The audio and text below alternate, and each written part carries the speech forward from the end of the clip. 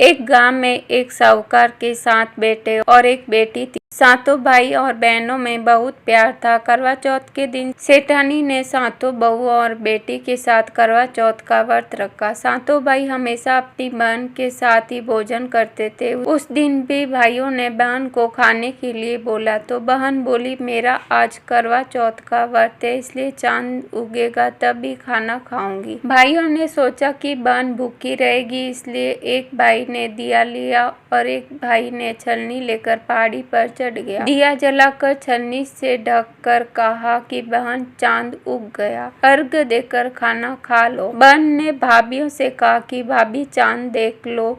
भाभी बोली, भाई जी ये चांद तो आपके लिए उगा है, आप ही देख लो, हमारा चांद तो देर रात को उगेगा। बहन भाइयों के साथ खाना खाने बैठ गई। भोजन का पहला कौर खाने लगी तो उसमें बाल आ गया, दूसरा कौर खाने लगी तो उसमें कंकर आ गया, तीसरा कौर खाने लगी तो ससुराल से बुलावा आ गया कि बेटा बहुत बीमार है, बहू को जल्द भेजो। माँ ने बेटी के कपड़े निकालने के लिए 3 बार बक्सा खोला तो तीनों बार ही सफेद कपड़े हाथ में आए। लड़की सफेद कपड़े ही पहनकर ससुराल के लिए रवाना होने लगी। माँ ने सोने का एक सिक्का उसकी साड़ी के पल्लू में बांध दिया और कहा, रास्ते में सबके पैर छूते हुए जाना और जो अमर सुहाग का आशीर्वाद दे उसे ये सिक्का देकर पल्लू में गांठ बांध देना। रास्ते में बहुत लोगों ने आशीष दिए पर अमर सुहाग का आशीर्वाद किसी ने भी नहीं दिया। ससुराल पहुँचने पर उसने देखा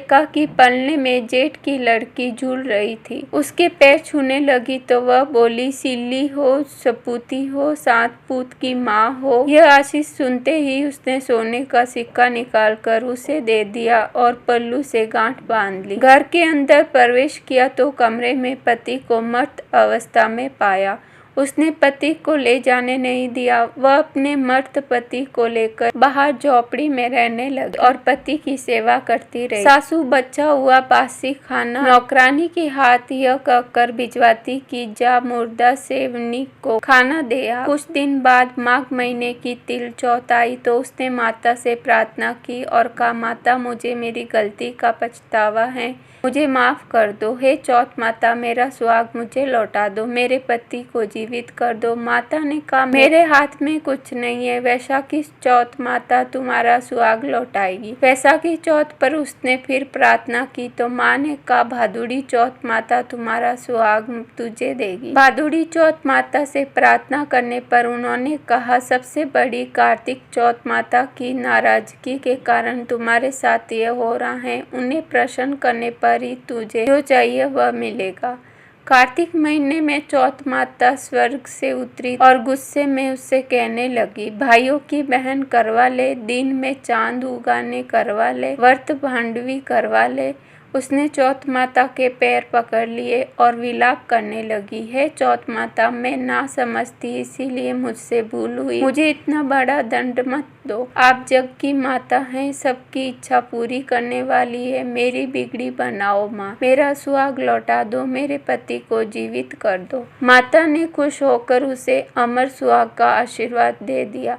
उसका पति उठा, बोला, मुझे तो बहुत नींद आई। तब उसने अपने पति को बताया कि वह 12 महीने से उसकी सेवा कर रही थी और चौथ माता ने उसका सुहाग उसे लौटाया है। पति ने कहा, हमें चौथ माता का उद्यापन करना चाहिए। उसने चौथ माता की कहानी सुनी और उद्यापन कर चूरमा बनाया। दोनों खा पीकर चौपड़ खेलने लगे। नौकरानी खाना लेकर आई तो ये देखकर तुरंत जाकर उसने सासू को बताया। सासू ने आकर देखा तो बहुत खुश हुई। बहू से पूछा, यह सब कैसे हुआ? बहू ने सासू के पैर छुए और बताया कि यह चौथ माता का आशीर्वाद है। सभी लोग चौथ माता की कृपा देखकर बहुत खुश हुए। सभी स्त्रियों ने पति की दीर्घायु के लिए चौथ माता का व्रत करने का निश्चय किया। हे चौथ माता, जैसे साहूकार की बेटी का सुहाग अमर किया वैसा सभी का करना। कहानी कहने और सुनने वालों को, हुंकारा भरने वालों को, सभी को अमर सुहाग देना। जय चौथ माता